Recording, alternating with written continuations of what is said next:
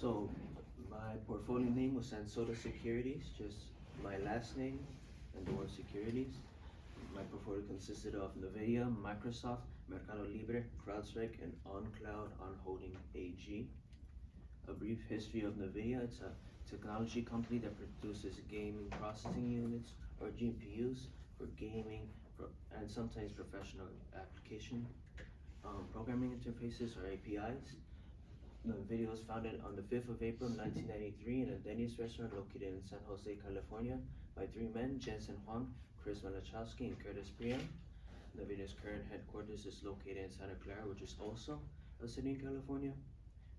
The initial public offering of the company took place on the 22nd of January 1999.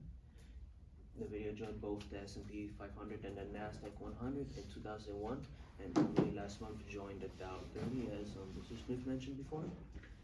And in early 2023, due to excitement regarding the recent AI revolution, the video stock began to skyrocket thanks to the increasing demand for AI integrated GPUs.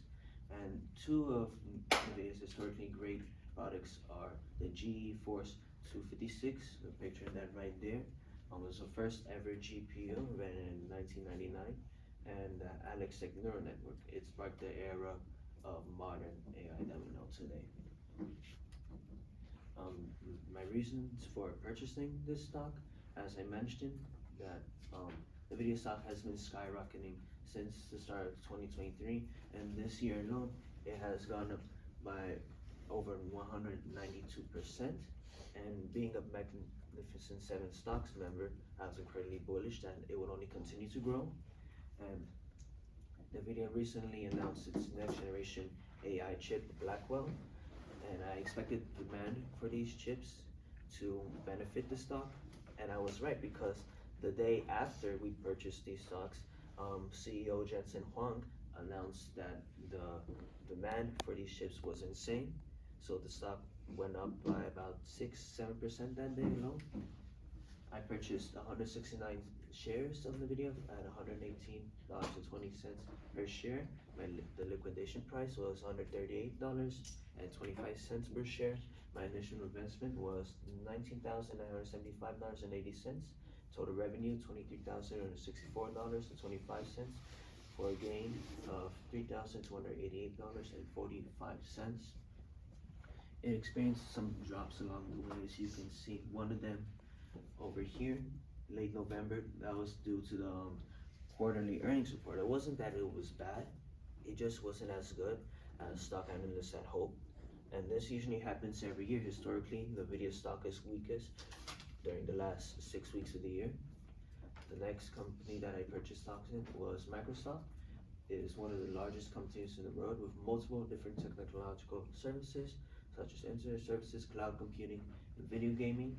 Childhood friends Bill Gates and Paul Allen founded the company in Albuquerque, New Mexico on the 4th of April 1975, and on the 20th of November 1985, the first edition of Windows 1.0 was released, and everyone who uses any Microsoft Chromebook or any device that runs Windows OS should know just how big this was. More than half the world uses a device running of any form of Windows OS. Its headquarters was moved to Redmond, Washington on the 26th of February 1986. It remains to this day, so 40 years in the same place. And less than a month later, Microsoft went public on March 13th.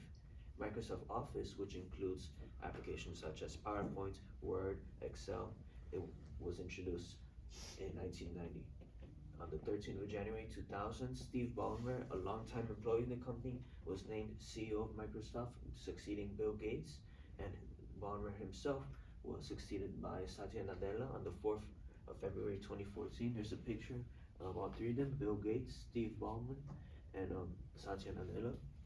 The first Xbox console was released on the 15th of November 2001, and obviously has grown to become one of the three largest console groups, along with the PlayStations and Nintendo consoles. Azure Services Platforms, Microsoft's entry into cloud computing, launched on the 27th of October 2008. reasoning for purchasing Microsoft stock was because it was just like the video. It was a member of the Magnificent Seven stocks, which also gave me a bullish attitude towards it.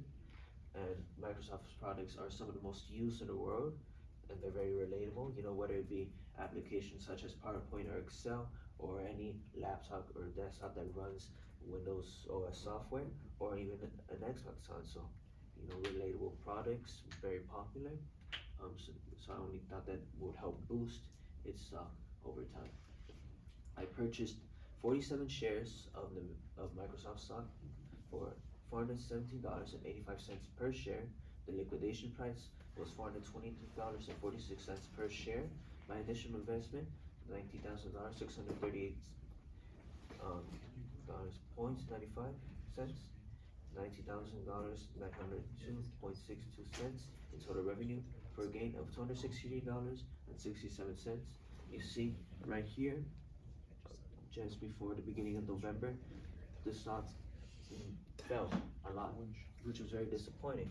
Not just for me, but for stock analysts all over. This was due to poor quarter 3 earnings and report.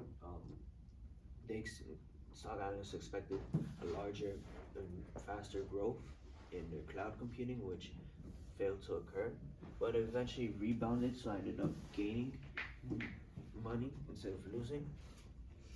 My third stock was Mercado Libre, is an e-commerce giant that has been labeled the Amazon of Latin America, as it is the largest e-commerce company in Latin America.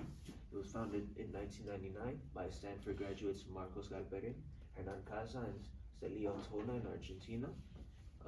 In September of 2001, eBay purchased a 19.5% stake in the company, and despite selling this stake in 2016, both companies continued to collaborate and work together. On August 17, 2000, Mercado Libre went public and became the first Latin American technology company to be listed on the NASDAQ. And a few months, a decade later, June 19th, Mercado Libre became a NASDAQ 100 company. The NASDAQ 100 is different from the NASDAQ Composite Index, which is the much larger index in NASDAQ, featuring over 2,500 companies. In 2020, Galperin decided to move the headquarters to Montevideo, Uruguay, where it remains to this day. This was because he found that Uruguay to be more business friendly than Argentina. In the past 5 years, new distribution centers have been opened in countries such as Mexico, Colombia, Chile, Argentina, Brazil, and they've been expanding a lot in the past 5 years. And you know, with COVID and everything, online shopping obviously went up, which definitely benefited Mercado Libre. My reasons for purchasing this stock is because I have family members in Mexico who use Mercado Libre the same way we in the US use Amazon. So this company wasn't, new for me, and I had high hopes for this stock, as different stock analysts that I, follow on the internet sometimes, they were bullish, since thanks to it being the largest e-commerce company in Latin America. And I became even more bullish on it after seeing it had reached all-time highs just before the stock market giants began. See, right, October, the month of September, it grew massively, peaked at $2,100 something per share. I purchased 10 shares of Mercado Libre stock for $1,973.39 per share, with a liquidation price of $1,985.17 per share. My initial investment was $19,733.90, and my total revenue $19,951.70, for a total gain of $217.80.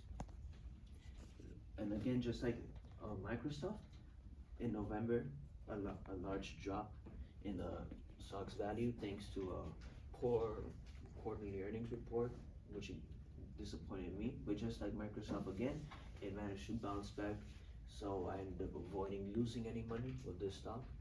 My penultimate stock was CrowdStrike, which is the world's largest cybersecurity company. It was founded 13 years ago on August 29th in Sunnyvale, California by George Kurtz, Dmitry Perovich, and Greg Marston, and CrowdStrike is currently based in the city of Austin, Texas. The company's first service, antivirus package CrowdStrike Falcon, was launched in June of 2013. CrowdStrike has frequently come to the aid of U.S. government after cyber attacks, such as cyber espionage, and this has, the culprits usually are, Russia, China, North Korea, and during major events such as, the Olympics, wars and conflicts between Russia and Ukraine, and so on and so forth. On June 11, 2019, CrowdStrike completed its IPO and began trading on the NASDAQ. And 5 years later, on June 24th of this year, it was added to the S&P 500. Unfortunately, less than a month after, a faulty Falcon software update led to the largest IT or information technology outage in world history. And this outage led to millions of devices running Windows OS operating systems just crashing, displaying the blue screen of death. And this had many different, negative impacts in different industries, such as, aviation industry, grounded commercial flights, broadcasting networks were taken offline, banking services, healthcare services, 911 emergency call centers were all disrupted. My reasons for purchasing this stock was because despite, the historically large global IT outage, I knew that it would have to rebound at some point, which it has ended up doing. As you can see by this graph, the July 19th, the day of the outage, look how much it drops between here, beginning August, and it slowly climbed up and is almost, back at its all-time highs of about $410 per share. And you can see this is the LaGuardia Airport, blue screens of death at the luggage conveyor belts. And the demand for cybersecurity will only grow, thanks to us being in a new age of AI technological advancements, which is great news for companies such as CrowdStrike.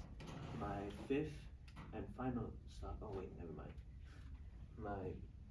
I purchased about 71 shares of CrowdStrike stock for $270.95 per share and liquidated them at $345.97 per share. My initial investment was $19,805.45. Total revenue of $24,563.87 for a gain of $4,758.42. This was my best stock by far, outperforming even the video, which I expected to be the best. As you can see, early November was the Q3 earnings report, and it was very good. And since then, it's been skyrocketing, going all the way from about $295 per share, peaking at about $375 per share. So I was definitely glad that things have been working out for CrowdStrike. My fifth and final stock is On. Yes, it's just called On, not On Cloud, On Holding technique, it's just On. It's a performance sportswear and athletic shoes company. It was founded in 2010 by Olivier Berhard, David Alleman, and Casper Copetti. And its headquarters are currently located in Zurich, Switzerland. And the main cushioning technology in the company's shoes, CloudTech, was originally developed by Berhard himself. He was a former triathlete, and he was being represented by Nike at the time. And he ended up going to Nike to present an early prototype of this technology, and they rejected it. So he decided to leave Nike, leave any representation or partnerships with Nike, and found his own company. And the largest and most popular releases in the company's history have included Cloud Racer shoes in 2012, Cloud Monster shoes in 2022, which is right here, and Cloud Strike LS, which was launched for the 2024 Summer Olympic Games. So a lot of publicity surrounding that, thanks to being a sponsor of one of the largest sports event in the world. The company completed its IPO on September 15, 2021, to raise $746 million. And one of the greatest professional tennis players of all time, Roger Federer, became a shareholder of the company in November of 2019. And this greatly boosted the popularity of on-cloud shoes, especially, across the tennis world. Incredible quarterly earnings have, since the beginning of 2024, this year, and even late last year, have boosted the stock time and time again. This year alone the stock has gone up by around 120%. My reasons for purchasing stock in On Holding AG, well, there's only one. It's because this man right here, Mr. Darren Gurney, he wouldn't shut up about it since the beginning of the school year. So I was like, let me amuse him, you know, let me buy the stock that he wouldn't, stop talking about. And I think he is amused by the fact that I'm presenting the, um, on stock now, and I'm mentioning that he wouldn't stop talking about it. And I'm glad he didn't, because since the beginning of the year, it's more than doubled in value per share. I purchased 404 shares of On Holding AG stock for $49, excuse me, and 41 cents per share. My liquidation price $58.33 per share. Initial investment $19,961.64. Total revenue $23,565.32 for a total gain of $3,693.68. This ended up outperforming Nvidia, which was surprising. Obviously, it was glad, it did well. You see, in November, with the first about 5 or so weeks of the stock market challenge, the stock wasn't doing so hot, but then after record sales, record revenue that were featured in the quarter 3 earnings report, the stock has been on a tear, nothing stopping it from growing now. See, the low is about $47 per share.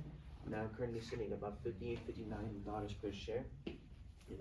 So I'm glad that all of this has worked out for me. I didn't lose any money in any of my 5 stocks, which I'm very happy about.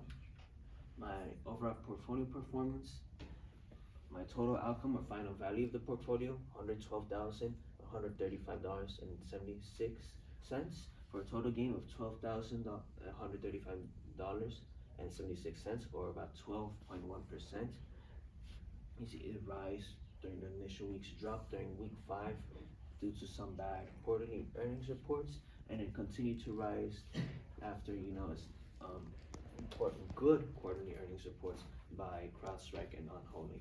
And yeah, that's it. That's the entire presentation right there. Any questions? Any questions for Rocco? Rocco, which of your 5 stocks do you think has the best shot of being a 5-bagger? I would say CrowdStrike. Definitely CrowdStrike. Cybersecurity is becoming more necessary.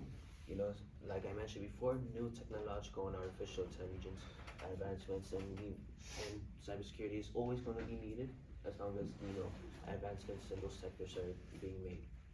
And I know you bought OnCloud to amuse me, but you made a lot of money in it. I did. Do you see a lot of people wearing the OnCloud sneakers, or not really? I do, especially tennis players. That I've seen people in this classroom wearing OnCloud shoes since the beginning of the year. You noticed that too. That's why you couldn't stop talking about it. That's right, Rocco. Last question. Do you think you'll be someone who invests in stocks with real money, or do you think this will be your last experience? No, this is not my last experience. I'm definitely going to invest in stocks in the future. I'm going to try and get more into it in the next few years, try and make some good money off of it, so I can retire early, with a lot of money in my savings account. Mr. Smith, it's your turn to either give feedback on the presentation or ask any stock-related questions you like. Yeah, so other than CrowdStrike, what was probably your favorite one? Probably OnCloud and NVIDIA, like tied. You see the total gains for both companies, $3,700 for OnCloud, and for NVIDIA, $3,300. Just about, both have been doing very well. I was disappointed, by the Q3 earnings reports of both Microsoft and Mercado Libre, only a gain of about $200 for each, but it's better than losing any money. Yeah, I was impressed with the research that you did. I do think that there was a little bit too much words on the slides, but ultimately, the research was excellent. You knew all the reasons why it went up and dipped a little bit, which is excellent. Obviously, the outfit's great. The only other feedback would just be obviously eye contact, but that seems like that's been kind of a theme around here. Overall, I think you had a steady pace too, which I liked, and maybe speak a little bit louder. But otherwise, very, very good job. And before Mr. Gurney asks, in terms of difficulty, this project, I will give it about a 4 out of 10. It was only very long. That was only tedious part of it. Doing the actual research, putting it into docs and slides, that wasn't very difficult at all. It was just long, spend a few hours for both the docs and the slides. So yeah, That's it. All right, let's give it up for Rocco.